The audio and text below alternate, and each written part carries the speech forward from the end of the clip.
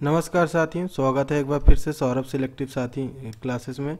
तो साथियों, जैसे कि मध्य प्रदेश में वैकेंसियों का सिलसिला जारी है, तो उसी क्रम में आज मध्य प्रदेश जो आपका सरकारी बैंक है, एपेक्स बैंक है, उसके तरफ से भी वैकेंसी यहाँ पे रिलीज की गई है। उसके बारे में हम बात करेंगे, जिसमें आपका जो एडवर्टीजमेंट है, जिसमें आपका 896 पोस्ट जो है क्लर्क कंप्यूटर ऑपरेटर की हैं और 1358 पोस्ट आपकी किसकी हैं, सोसाइटी मैनेजर की हैं and 35 district centre cooperative banks of Madhya Pradesh की हैं। तो ये जो उसकी पूरी कंप्लीट रूल बुक है, अगर आपको इसका कंप्लीट रूल बुक देखना है तो आप इसकी वेबसाइट www.apexbank.in में जाके देख सकते हैं, क्योंकि ये एग्ज़ाम व्यापम के द्वारा नहीं लिया जा रहा है, ये आपका बैंकिंग एससी के द्वारा लिया जा रहा है। और ये जो पूरी प्रक्रिया रहेगी कब से कब स्टार्ट होगी, तो चलिए पूरी समस्त डिटेल यहाँ पे हम समझते हैं। जिसमें जो आपका जो ओपनिंग डेट है आपका ऑनलाइन एप्लीकेशन का, वो आज से ही है, 26/11/2022 से आज से ही वैकेंसीज यहाँ पे रिलीज की गई हैं। और जो इसका last date of online application submission है वो 25 दिसंबर दिया गया है, 25/12/2022। और इसका अमाउंट ऑफ एप्लीकेशन फ़ीस कितना है, तो 500 रुपये फॉर और general OBC and EWS candidate के लिए 500 रुपये एंड 250 रुपये एससी और एसटी और पीएच कैंडिडेट के लिए, प्लस 18% एडिशनल जीएसटी भी इसमें लगाया जाएगा। Fees submitted is not refundable रहेगा, इस चीज़ को भी आपको ध्यान यहाँ पर देना है। फिर दूसरी बात देखें तो date of downloading of call e letter, तो ये around 7 date before examination date. और डेट ऑफ ऑनलाइन एग्जामिनेशन अभी कोई डेट नहीं बताई गई है। और जो रिजल्ट है यहाँ पे date of declaration of result online examination, तो 10 दिन के अंतर्गत जिस दिन आपका एग्ज़ाम कंडक्ट कराया जाएगा उसके 10 दिन के बाद आपका रिजल्ट यहाँ पे ऑनलाइन रिलीज कर दिया जाएगा। इस चीज़ को आपको यहाँ पे गौर देने वाली बात है। नेक्स्ट आगे बढ़ते हैं हम, तो देखते हैं कि नंबर ऑफ वैकेंसीज़ के यहाँ बारे में हम यहाँ पे समझते हैं।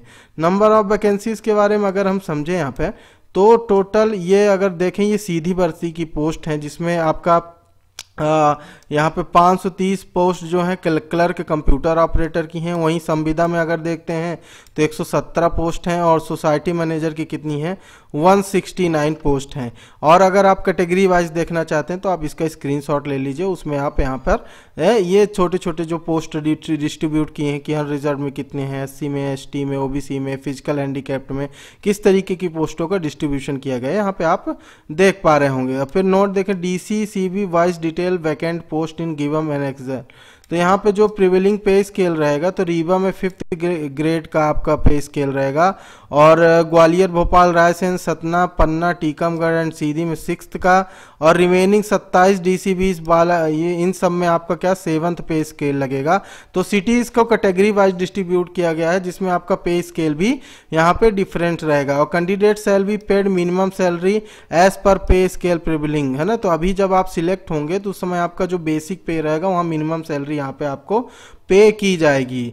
आगे बढ़ते हैं तो हम देखते हैं, तो यहाँ पे आप देख सकते हैं कैटेगरी वाइज जो वैकेंट्स दी गई हैं बैंकिंग असिस्टेंट की, वो आप यहाँ पे देख सकते हैं। बैकलॉग का मतलब होता है जब इसमें पिछली बार जब भर्ती लाई गई रही तो संपूर्ण पोस्ट जो नहीं भर पाई हैं उसके अकॉर्डिंग यहाँ पे आपका जो पुरानी पोस्ट है उनको वापस से लाया जाता है उसी कैटेगरी में। तो वही आपकी जो बैकलॉग होती हैं वही यहाँ पे भर्ती पुनः की जाती है। तो बैकलॉग में भी आप देख सकते हैं कि यहाँ पे पोस्टों का डिस्ट्रीब्यूशन किया गया है, और यहाँ पे हर जिले के अकॉर्डिंग यहाँ पे दिया गया है। जैसे बालाघाट में 12 पोस्ट हैं, छिंदवाड़ा में आपकी 32 पोस्ट हैं। इस तरीके से यहाँ पे पूरी डिटेल दी गई है। तो आप यहाँ पे स्क्रीनशॉट ले सकते हैं, देख सकते हैं, आप ऑफिशियल साइट में जाके रूल बुक डाउनलोड करके देख सकते हैं। तो ये कुछ इस प्रकार से आपके 35 जिलों में यहाँ पे बैकलॉग की पोस्ट दिखाई गई हैं। टोटल 620 पोस्ट हैं असिस्टेंट मैनेजर की।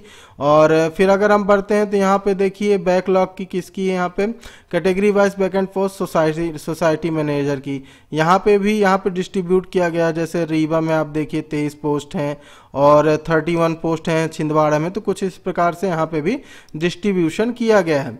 और ये आप देख सकते हैं टोटल 169 यहाँ पे भी पोस्ट दी गई हैं टोटल 35 जिलों के अंतर्गत।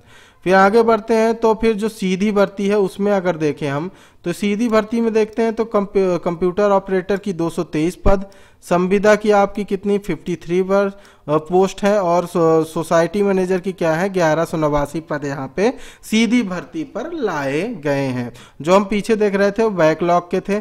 अब आगे बढ़ते हैं अगम, तो इसमें भी इसी तरीके से कंप्यूटर ऑपरेटर और सोसाइटी मैनेजर के पद यहाँ पे डिस्ट्रीब्यूट किए गए हैं। तो जैसे कंप्यूटर ऑपरेटर के आप देख सकते हैं सीहोर के ओपन में 111, तो इस तरीके से सीहोर में 4 पद है, रतलाम में 2 है पोस्ट, दमोह में 3।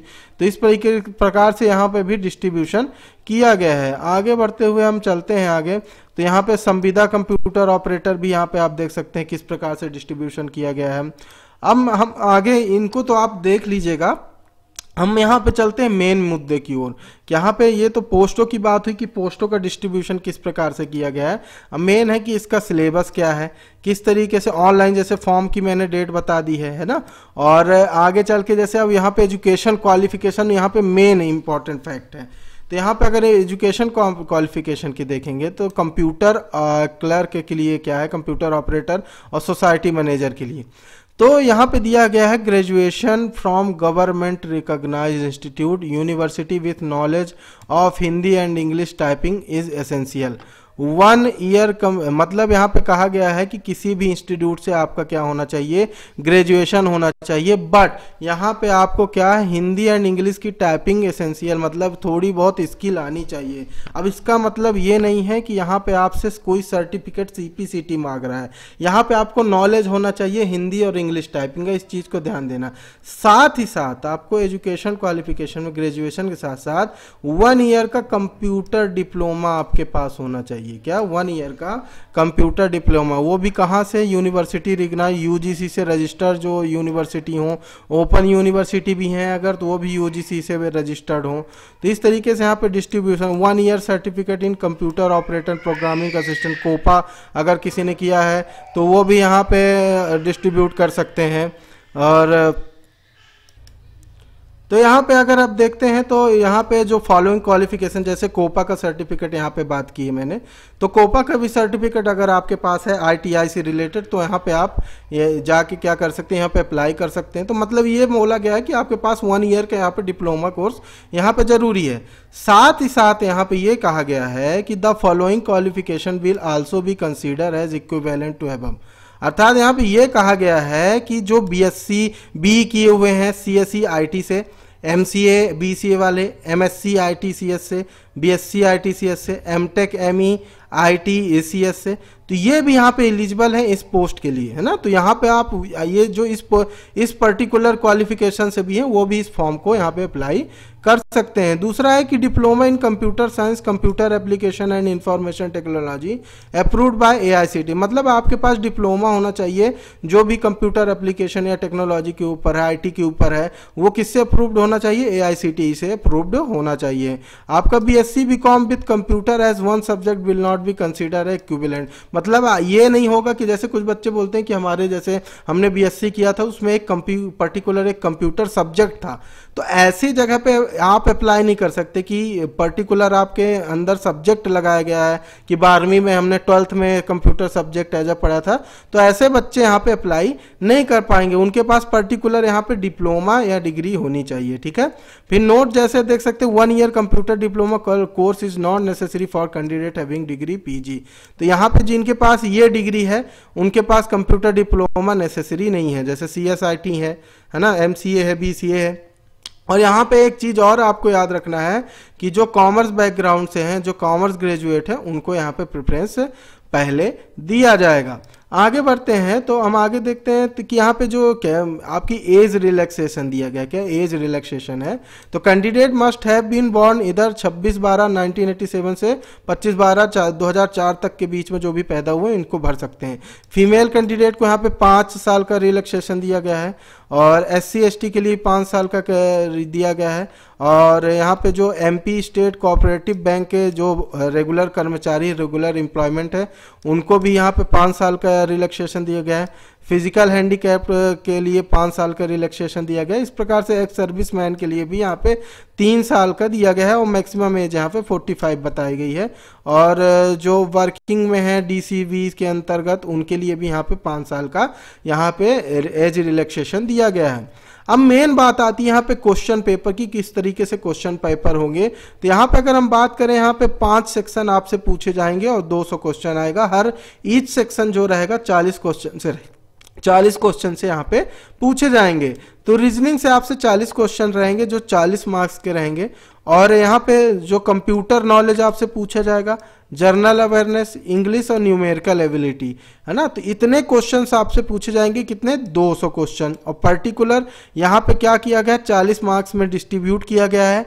और यहाँ पे एक ध्यान देने वाली बात यह है कि हर सेक्शन के लिए आपको टाइमिंग लिमिट है। क्या है, टाइम लिमिट दी गई है, जिसमें आपको टोटल 2 घंटे का टाइम दिया है। टोटल कितना है, 200 क्वेश्चन के लिए 2 घंटे, जिसमें आपका रीजनिंग के लिए 25 मिनट, मतलब 25 मिनट में यहाँ पे रीजनिंग का सेक्शन क्लोज हो जाएगा। 25 मिनट में आपको 40 क्वेश्चन करना है। फिर आपका कंप्यूटर नॉलेज के लिए 20 मिनट दिया है, जनरल अवेयरनेस के लिए 20 मिनट, यहाँ पे इंग्लिश के लिए 25 मिनट और न्यूमेरिकल या मैथ एबिलिटी के लिए यहाँ पे 30 मिनट आपको यहाँ पे प्रोवाइड किए जा रहे हैं। और यहाँ पे जो मीडियम ऑफ टेस्ट है वो क्या है, हिंदी और इंग्लिश यहाँ पे आपका दिया गया है। यहाँ पे अगर बात करें तो यहाँ पे आपको क्या है, माइनस मार्किंग भी है। इस चीज को भी याद रखना है कि एवरी रॉन्ग आंसर 0.25 आपके मार्क्स क्या करेंगे, डिडक्ट किए जाएंगे। और online exam candidate who have obtain minimum 40% mark, जो आपका 40% मार्क यहाँ पे अचीव करेगा, मतलब 80 पर मान सकते हैं 80 मार्क्स अगर किसी के आते हैं तो वो क्वालिफाई हो सकता है। तो out of total marks and minimum 30% of in English, मतलब 40 में से 30%, यहाँ पे अगर 40 में से देखें तो 12 से 14 नंबर अगर आप लाते हैं तभी आप यहाँ पे क्या होंगे, क्वालिफाई होंगे। 2 कंडीशन यहाँ पे रखा गया है, एक तो 40% मार्क आपको मिनिमम ऑब्टेन करने पड़ेंगे और दूसरा इंग्लिश में आपको कितने, यहाँ पे 30% मार्क ऑब्टेन करने पड़ेंगे। और एज पर यहाँ पे देखिए जो गवर्नमेंट यहाँ पे 10% का ईडब्ल्यूएस को रिलैक्सेशन भी दिया गया है पासिंग मार्क्स में। तो इसी प्रकार से SC ST और OBC के सबके जो है अलग अलग क्राइटेरिया यहाँ पे डिसाइड किए गए हैं। और देखें तो यहाँ पे जो जिन बैंकों में यहाँ पे क्या अप्लाई कर सकते हो आप, तो इस तरीके से पूरी लिस्ट दी गई है। आप देख सकते हैं बालाघाट है, बैतूल है, भोपाल है, छतरपुर, छिंदवाड़ा, दमोह, देवास, धार, गुना, ग्वालियर। और यहाँ पे अगर आप चाहें तो यहाँ पे पूरे 35 जिलों की क्या कर सकते हैं, स्क्रीनशॉट ले सकते हैं। स्क्रीन में कुछ इस तरीके से पूरा प्रोवाइड किया जा रहा है। शहडोल में है, सिवनी में है, सीहोर में है, सतना में है, सागर, रीवा, हर जगह मोस्टली प्रोवाइड किया गया है जहाँ जहाँ मेन यहाँ पे पोस्टें खाली थी।